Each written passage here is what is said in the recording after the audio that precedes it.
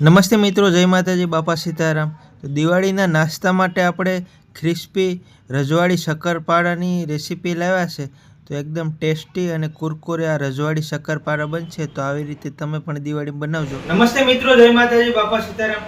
તો આપણે દિવાળીના નાસ્તા માટે રજવાડી શક્કરપારાની આઈટમ બનાવીએ છીએ। તો વિડીયો જોતા રહેજો। એના માટે આ 500 ગ્રામ મેંદો લીધો છે આપણે। 500 ગ્રામ આપણે મેંદો લીધો છે।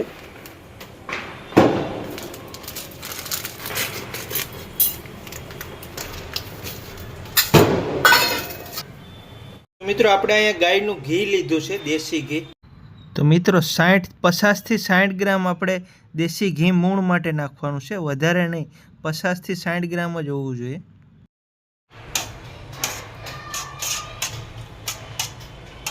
તો દેશી ઘીને આપણે ધીમા ગેસ ઉપર ફૂલ ગરમ કરવાનું છે, પછી મૂણ દેવાનું છે મેંદામાં। આ ધવાડા નીકળવા માંડી ગયા છે, ઘી ગરમ થઈ ગયું છે। હવે આપણે મેંદામાં નાખી દઈએ। તો આપણે આ રજવાડી શક્કરપારા બનાવીએ છીએ। આ ગરમ ઘી નાખવાથી ખસ્તા બનશે શક્કરપારા। આવી રીતે ચમચથી મિક્સ કરી દેવાનું।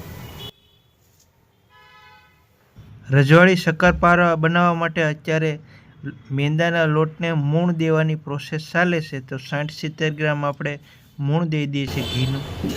ગરમ ઘી હોય એટલે ચમચથી મિક્સ કરી દઈએ છીએ આપણે। દૂધમાં સાહણી બનાવવાની છે। તો 150 ml દૂધ લીધું છે અને 150 ગ્રામ ખાંડ લીધી છે। ખાંડ તમે વધારે ઓછી કરી શકો, જે રીતના ગળ્યું ખાતા હોય। તો આપણે આને ખાંડ ઓગળે ક્યાં સુધી આપણે ગરમ કરી લઈએ, છાહણી બનાવી લઈએ। સાહણીને આપણે ખાલી ખાંડ ઓગાળવાની જ છે, બહુ ગરમ નહીં કરવાની। ધીમા ગેસ ઉપર આપણે દૂધમાં ખાંડ ઓગાળી નાખીએ એટલે આપણા રજવાડી શક્કરપારા તૈયાર થાય છે। હવે આપણા મૂળને મિક્સ કરી દઈએ। ઘી ગરમ છે પણ આપણા હાથમાં હાલશે, એટલે આપણે આવી રીતે મિક્સ કરી દેવાનું। ગરમ ઘીમાં હાથ નહીં નાખવાનો, સેજ ઠરે પછી નાખવાનું, ખાસ ધ્યાન રાખવાનું। ઘી નાખવાથી આપણા શક્કરપારા એકદમ ખસ્તા થાય। આવી રીતે આનો આપણે મૂળ મિક્સ કરી દેવાનું ગરમ ગરમ।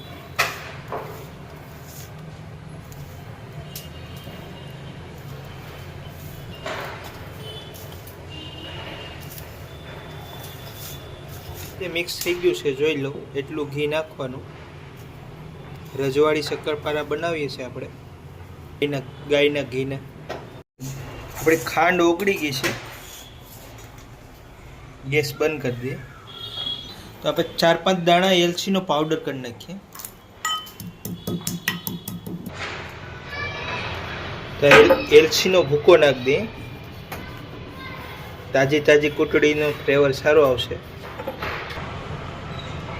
તો આપણે દૂધની સાહણી કરી ખાંડની એ થોડીક નાખી દઈએ અને થોડીક વધારીને રાખવાની। જો જરૂર ન પડે તો નહીં નાખવાની, જરૂર પડે તો નાખી દેવું। સાહણી ગરમ હોય એટલે પહેલાં આપણે ચમચથી મિક્સ કરી દઈએ। અમદાવાદ નિકોલ વિસ્તારમાં ફટાકિયા ફૂટે છે, દિવાળી આવી ગઈ છે। હવે થોડું ઠંડુ થઈ ગયું છે એટલે હાથથી મિક્સ કરી દઈએ છીએ।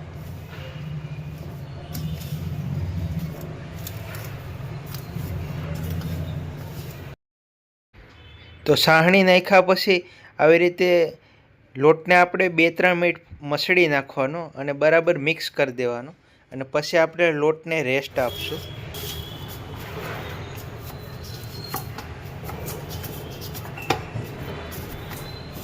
અને આપણે આને 10-15 મિનિટ રેસ્ટ આપી દઈએ। આવી રીતે આપણે બાઉલ ઢાંકી દેવું, કોઈ પણ વસ્તુ ઢાંકી દેવાની અને 10 મિનિટ રેસ્ટ આપી દઈએ।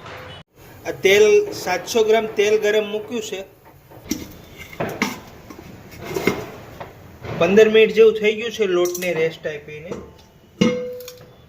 અને આપણે દૂધને ખાંડની જે છાહણી નાખી હતી એની હિસાબે ખાંડ હોય જેમ ઠરે એમ કડક થાય, એના હિસાબે આપણો લોટ કડક થઈ ગયો છે, એટલે હજી થોડુંક દૂધ નાખશું આપણે। તો આપણે છાહણીનું જે દૂધ વધ્યું હતું એ નાખી દઈએ અને શક્કરપારાનો લોટ પાછો બાંધી લઈએ। અને આપણે જે રોટલીનો લોટ બાંધીએ ને એવો બનાવવાનો. તો રેસ્ટ પછી આવો લોટ થઈ ગયો છે. હવે આપણે આના હવે એવડા મોટા લોયા કરી અને આને વણી નાખીએ છીએ.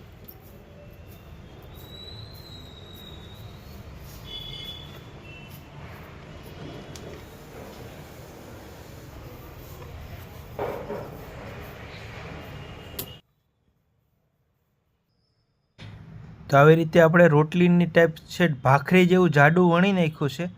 અને આને વધારાનો ભાગ આપણે કટિંગ કરી, શેપ ન આવે શક્કરપારાનો એવો કટિંગ કરી નાખવાનો, કાઢી નાખવાનો અને શેપ આવે એને રહેવા દેવાનું.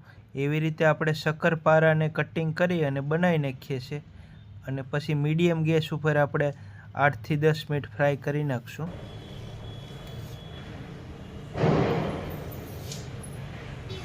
તો આવી રીતે હું ચોરસ ડિઝાઇનના શક્કરપારા બનાવું છું.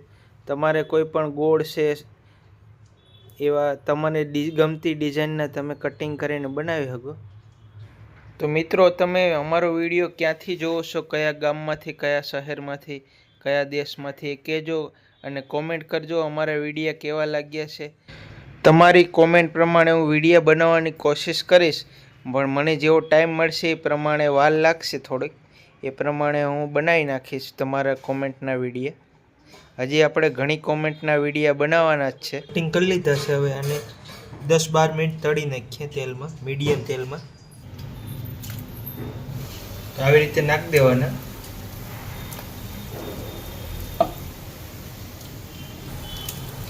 અને આ શક્કરપારાને 3 મિનિટ આવી રીતે મીડિયમ ગેસ ઉપર પાકવા દેવાના. પછી જ આપણે આને ફેરવશું અને અડશું, એમણે પાકવા દે, બાકી તૂટી જાય.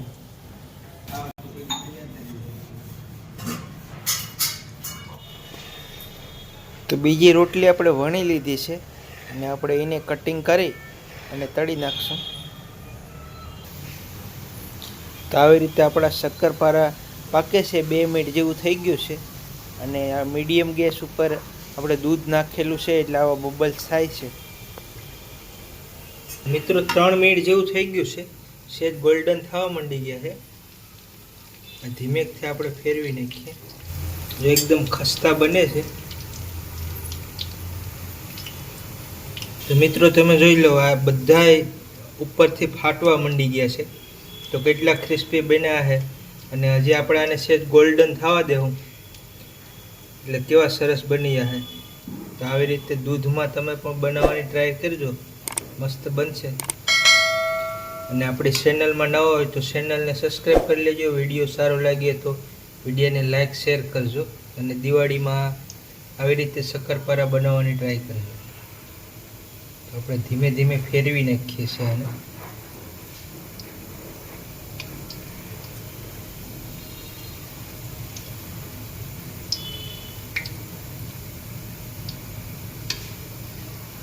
તો મિત્રો, આ એટલા બધી ક્રિસ્પી બની ગયા છે ને કે આમાં શાકેથી ફેરવું છું, કદાચ તૂટી જાય. પછી આ થોડા કડક થાય ને એટલે પાછા થોડાક ઠરશે એટલે થોડાક કડક થઈ જાય. તો હવે આનો ગોલ્ડન કલર આવી ગયો છે. 7-8 મિનિટ થઈ ગઈ છે. આપણે કાઢી લઈએ તેલની બરોબર.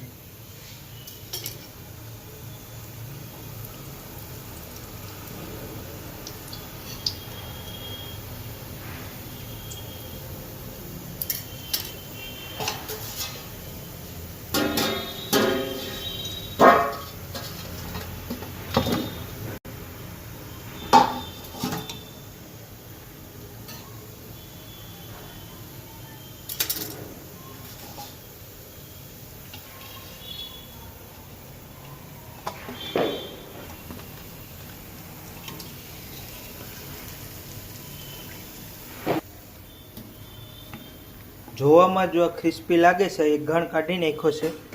હવે આપણે એક ઘણ પૂરી દઈએ બીજો.